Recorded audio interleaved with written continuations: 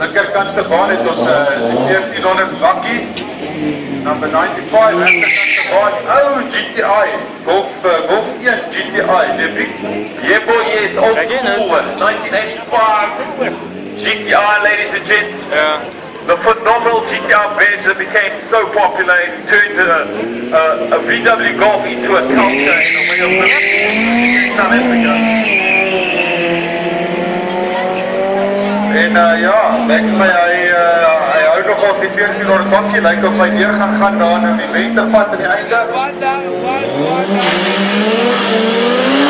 En ek was met 15 jaar, maar ek dink die volgende is ek reg en dit is een Ford Capri.